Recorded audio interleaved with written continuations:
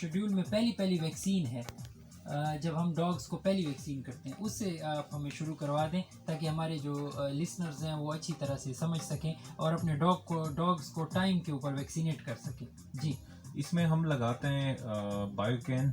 सही, ठीक है, बायोकेन लगाते हैं ठीक है। पपी, तो वो मतलब हम लगा लेते हैं। उसके बाद उसकी बूस्टर डोज लगा लेते हैं कोई 21 दिन बाद हम डॉक्टर साहब पहला शॉट कौन सी उम्र को, जब वो किस उम्र में हो, कितनी एज हो, मतलब 50 डेज पे 2 मंथ्स पे आप लगा सकते हैं, 2 मंथ्स पे ठीक हो गया, लगा सकते हैं। ठीक है।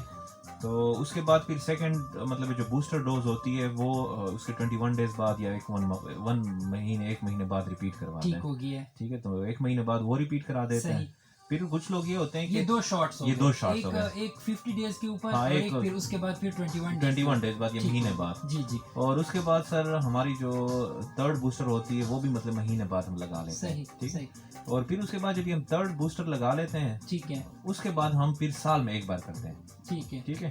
अगर कुत्ता हो या कोई भी केट आपके पास हो, एजेड हो, मतलब 8-9 महीने 10 महीनों तक हो, तो बेशक आप साल में एक बार वैक्सीन लगाएं। ठीक, उसमें मतलब जरूरी नहीं होता कि आप बार बार लगाएं। यानी जब एक दफा आप ये 4 शॉट्स मुकम्मल कर लेते हैं तो उसके बाद आप पर ईयर लगा दें। लेकिन अगर आपने देखो बिल्कुल वैक्सीन नहीं की है, सही, वैक्सीनेशन नहीं की है, आपको बाद में पता चला है या वैक्सीन थी नहीं, और आपके पास कोई भी जो पेट होता है वो साल से ऊपर है, तो आप बिल्कुल साल में एक बार करें। मतलब उसकी ये जरूरत नहीं है साल में एक बार फिर बूस्टर लगाया करें। सही सही। यानी पहली जो सामीन कराम एक दफ़ा फिर दोबारा मैं आप लोगों को नोट करवा दूं कि जो पहला शॉट है वैक्सीनेशन का अपने पपीज़ को, आप जब उनकी एज 50 डेज से ज़रा ज़्यादा हो जाए या 50 डेज के ऊपर आप लगा सकते हैं डॉक्टर साहब, ऐसे ही है। और दूसरी जो है ना फिर उसके एग्जैक्ट 20 डेज के बाद आप उनका दूसरा शॉट आप रिपीट करवा सकते हैं।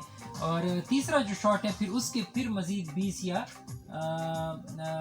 एक महीने के बाद आप दोबारा लगा सकते हैं। ठीक है, तो अगर हम इस तरह कह दें कि 50 डेज के ऊपर आप पहला शॉट लगा दें, 70 to 75 डेज के ऊपर आप दूसरा लगा दें, और फिर 100 डेज से 120 डेज तक आप तीसरा शॉट लगा दें, तो उसके बाद फिर आप एक साल के बाद ये 1 साल के बाद, और फिर आप उसको ईच ईयर हर साल उस अपनी डेट लिख लिया करें। तो इसीलिए तो आप वो जो पासपोर्ट की बात कर रहे थे वो इसलिए जरूरी है, वो बड़े जरूरी है। हमारे पास रिकॉर्ड होता है और उसमें मतलब ट्रैवलिंग करनी हो, जहाँ पे भी मतलब जाना होता है, तो वो अगर कोई कुछ हर साल फिर उसको रिपीट करा देते हैं। तो ये बड़ी कीमती मालूमात डॉक्टर फ़हीम साहब ने आज हमें वैक्सीनेशन शेड्यूल के बारे में दी, क्योंकि अक्सर लोग वैक्सीनेशन शेड्यूल का पूछते रहते हैं, तो ये आज हमने स्पेशली उनसे आज वैक्सीनेशन शेड्यूल जो है ना वो पता किया।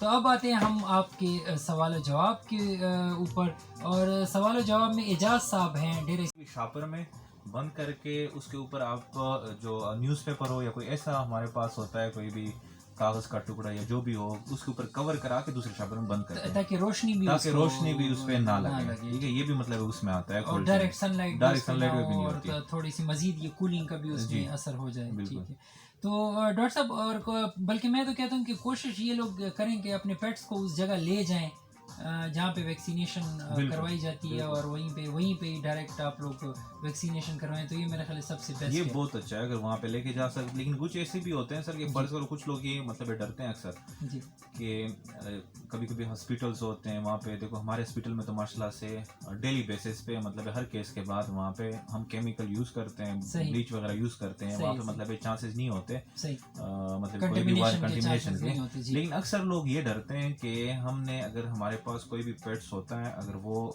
नॉर्मल कंडीशन में हो, हम अगर किसी ऐसी जगह लेके जाते हैं जहाँ पे ऑलरेडी कंटेमिनेटेड कोई ऐसे लोग होते हैं जो नॉन वैक्सीनेटेड डॉग्स या पेट्स लेके आते हैं, तो वहाँ पे ये चांसेस होते हैं कि खुदा ना खास्ता वो बीमारी उनको हो ना जाए। फिर अक्सर लोग इसको तरजीह देते हैं कि हम घर पे करते हैं, सही, या कोई ऐसी जगह हो कि वहाँ पे साफ सुथरी हो, सही। तो ये भी एक चीज़ होती है, अक्सर लोग इसलिए मतलब वो परचेज करते हैं और अपने घरों में लगा देते हैं। तो आपका मशवरा ये है कि वैक्सीनेशन का जो फेल्योर है उससे बचने के लिए उसकी जो ट्रांसपोर्ट है उसमें थोड़ी सी मेहनत की ज़रूरत है। और दूसरा सर इसमें एक इशू ये भी है कि मेरा एक दोस्त है, उससे मेरे मतलब डिस्कशन हो रही थी कनाडा में, तो वो कह रहे थे कि हम यहाँ पे कनाडा में कोई भी पेट जो होता है मतलब वो बगैर माइक्रोचिप के नहीं होता, ठीक है, और बगैर वैक्सीनेटेड के वैक्सीनेशन कार्ड जो पासपोर्ट होता है वहाँ पे अलाउ है नहीं, मतलब हुकूमत की तरफ से अलाउ है नहीं। ठीक है, अब यहाँ पे पाकिस्तान में ये सिस्टम है, मतलब यहाँ पे तो ह्यूमन साइड में इतनी वो नहीं है जी, लेकिन पेट्स की तरफ से उसमें अक्सर जिस तरह से हमारा इलाका है डी खान जो है ये मतलब अक्सर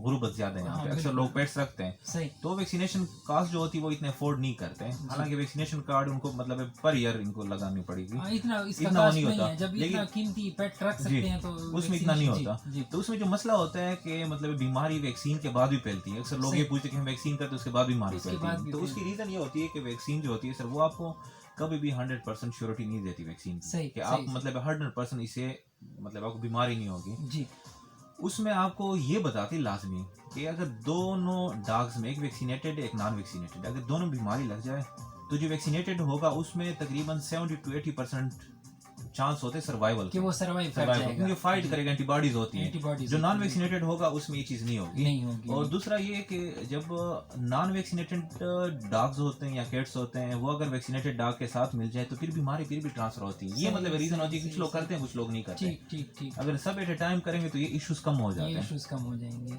अच्छा डॉक्टर साहब, एक और जो वो है कंफ्यूजन भी थोड़ी सी पाई जाती है पार्वो वायरस और केनाइन डिस्टेंपर में, कि क्लिनिकल साइंस का थोड़ा सा वो है कि ये क्या इनके अलग-अलग क्लिनिकल साइंस होते हैं या दोनों के एक ही तरह के होते हैं? इसमें ये होता है सर, 1 साल तक का भी अगर हम उसको 1.5 साल से आगे उसकी फेडिंग करेंगे तो उसमें भी वो एक हमें वो हमारी ख्वाहिश के मुताबिक हमें वो वेट गेन दे सकता है, सही। जो कि सर अंदाज़ा है तकरीबन 800 से 1000 ग्राम तक पर डे मतलब ये वजन को वो इसमें गेन बढ़ करेगा सकता है, बढ़ इंशाल्लाह, सकता अगर हम उसको प्रॉपर फीड देंगे लेकिन तो। आप कहते हैं कि कम से कम जानवर जो है ना वो 9 से 10 महीने का हो, यानी वो अपनी जो ग्रोथ और जिसका आप कहते हैं ना उसका ढांचा मुकम्मल तौर पे बन चुका हो, ताकि वो जो है ना फिर वो गोश्त कोई उसमें एक जगह हो कि वहाँ पे वो खुराक खाए तो उसके ऊपर उसका वजन बढ़ सके। ठीक है, ठीक है डॉक्टर। अच्छा डॉक्टर साहब, इसमें ये तो हमने कर लिया कि हमने जानवरों को ख़रीद भी लिया और या हमारे पास अपने जानवर हैं जिनको हमने सेलेक्ट कर लिया।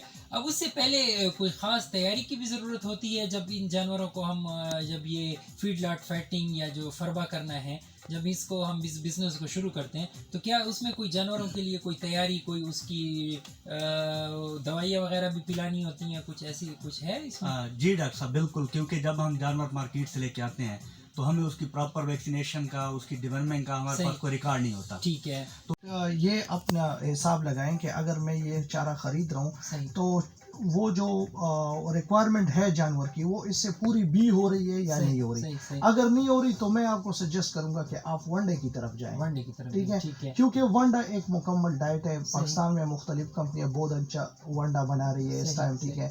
और वनडा जो है वो मुख्तलिफ, अगर आपके जानवर दूध वाले हैं तो दूध वाला वनडा, अगर जानवर आपका गोश्त वाला है तो आप गोश्त वाला वनडा इस्तेमाल करें, ठीक है। तो थ्रू आउट द ईयर अगर आपके पास प्रिजर्वेशन की अवेलेबिलिटी नहीं है या आप एक ऐसे इलाके में रहते हैं जहाँ पे आप प्रिजर्व नहीं कर सकते या एक महंगा ले रहे हैं, ठीक है, या आपके ट्रांसपोर्ट पे ज्यादा खर्चा आ रहा है, ठीक है, तो आप वहाँ पे वनडे का इस्तेमाल कर सकते हैं। तो आप तोड़ी के साथ वनडे को आप मिक्स कर ले, थोड़ा सा उसके ऊपर छिड़क दे या अलहदा से कर दे, बिल्कुल। तो उसके साथ या आप ये भी कर सकते हैं, एक टाइम उसको वंडा खिलाएं, दूसरे टाइम आप उसको तोड़ी वगैरह उसके बस वो स्टमक भूसा वगैरह खिलाएं, जो आपके पास जो चीज़ अवेलेबल है वो चीज़ उसको खिलाएं। अच्छा दूसरी बात ये कि ये जो यूरिया ट्रीटमेंट है जी, उसको हम क्या इस आम जो जैसे सूखा हुआ ये भूसा है और तोड़ी है, इसके साथ भी कोई इसकी ट्रीटमेंट वगैरह कर सकते हैं? जी, इसकी ट्रीटमेंट हम कर सकते हैं जी। ये सब चारे के ऊपर भी हो सकता है और ये तूड़ी वगैरह के साथ के ऊपर भी हो सकता है। सही। लेकिन ये है कि इसको एक खास मिकदार के साथ, एक खास रेशो के साथ आप लोगों ने इस्तेमाल